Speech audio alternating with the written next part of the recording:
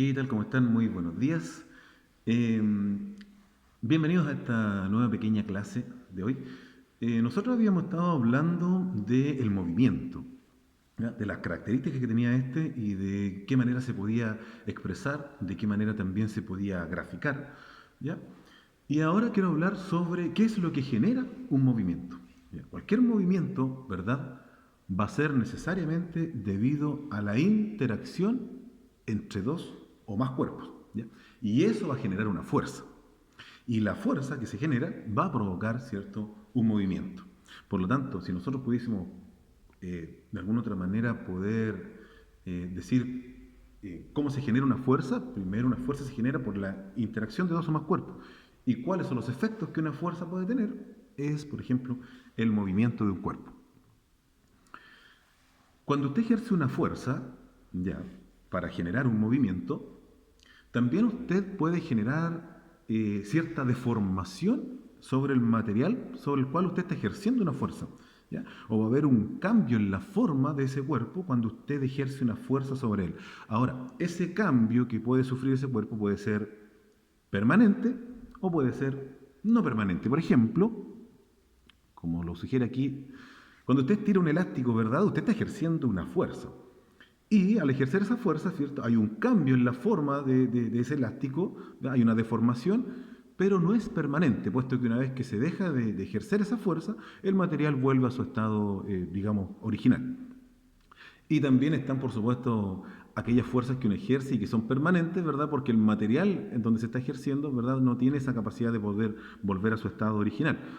Y ahí como muestra la figura, ¿verdad? Cuando usted plasma una mano sobre alguna arcilla, ¿cierto?, fresca, cuando los perritos, ¿cierto?, caminan sobre el cemento fresco, también dejan ahí sus huellas indelebles marcadas, ¿verdad? Ahí ejercieron una fuerza, ¿verdad? Deformó o produjo un cambio, ¿verdad?, en la forma de donde estaba pisando y ese cambio es permanente. Ahora, ¿qué efectos puede tener una fuerza en el movimiento de un cuerpo? Bueno, depende. Por ejemplo, en el primer Ferrari o Lamborghini que está ahí, ¿verdad? Existe una fuerza, ¿verdad? El autito se está desplazando en una determinada dirección, ahí en la primera figura, y se ejerce una fuerza, ¿verdad? Ese dedo que la está empujando, se ejerce una fuerza en la misma dirección del movimiento. Cuando eso sucede, hay un incremento en la rapidez. Cuando se ejerce una fuerza, ¿cierto?, en el mismo sentido en el cual se está produciendo el movimiento, se incrementa la rapidez. Ahora, por el contrario, si usted en ese mismo autito, ¿cierto?, en vez de empujarlo, lo ataja, ¿verdad? Cuando una fuerza actúa en el fondo en sentido contrario al movimiento, se dice que hay una disminución de la rapidez.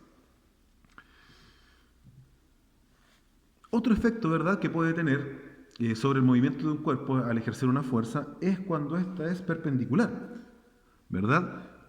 Si una de esas fuerzas, ¿cierto?, impacta de manera perpendicular al movimiento, se va a producir un cambio de dirección, porque ahí usted impacta al auto, ¿verdad? Le da 3 puntos buenos, como se dice, y hay un cambio de dirección. Lo más probable es que el autito sufra, se vuelque, no sé, o no sé, ¿ya? Ahora, ¿cómo se representa una fuerza? Ya, obviamente, para poder representar una fuerza en física siempre tiene que haber un valor numérico que la represente. Y para nosotros poder decir si una fuerza es grande, si una fuerza es pequeña, si es intensa o no, necesariamente tenemos que asignarle una magnitud o un módulo, vale decir, asignarle un número, ¿ya?, para poder medirla. Ahora, ese número y en qué unidad nosotros la vamos a expresar cuando queramos, ¿cierto?, representar una fuerza a través de un parámetro o un módulo numérico. Y la unidad en que la vamos a medir va a ser en el newton, ¿ya? Y esto, por supuesto, como bien dice ahí la diapositiva, es en honor, ¿cierto?, a Isaac Newton. Ahora, un newton, ¿qué representa? Representa la fuerza necesaria para cambiar en un segundo la rapidez de un cuerpo que pese 1 kilo de masa. ¿Ya? Vale decir, un newton, decíamos que es la fuerza necesaria para poder cambiar. ¿En cuánto? En un segundo, ¿qué cosa? Un cuerpo, ¿cierto?, que pese 1 kilogramo, ¿ya?, de masa en 1 metro por segundo. Y esta unidad equivale a un newton. Y así se representa, ¿ya? Un newton con una n mayúscula va a ser igual a 1 kilogramo por la masa partido por los segundos al cuadrado. ¿Mm? Bien. Cuando usted ejerce, por ejemplo, la niña está ejerciendo una fuerza, ¿verdad? ¿Cierto? Está tirando esa caja, ¿verdad? Está ejerciendo una fuerza en un determinado sentido. Como lo puede indicar quizá una flechita, en ese sentido está ejerciendo la fuerza. Lo está haciendo en una determinada dirección y eso después lo vamos a poder medir a través de vectores, porque es una magnitud vectorial, pero eso lo vamos a ver más adelante.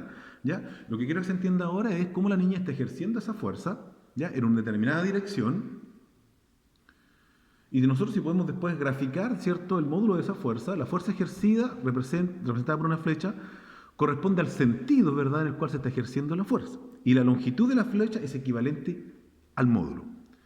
Ahora, las fuerzas se pueden ejercer en varias direcciones, ¿verdad? Pero cuando las fuerzas se ejercen en una misma dirección, nosotros hablamos de fuerza neta, que es el tema que quiero que quede planteado.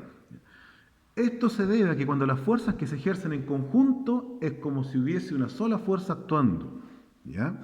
Cuando todas las fuerzas, ¿verdad?, se ejercen en conjunto, es como si estuviese actuando una sola fuerza, y eso hace que la resultante de todas esas fuerzas se llame fuerza neta. Cualquier duda o consulta lo vemos en el próximo video en el foro.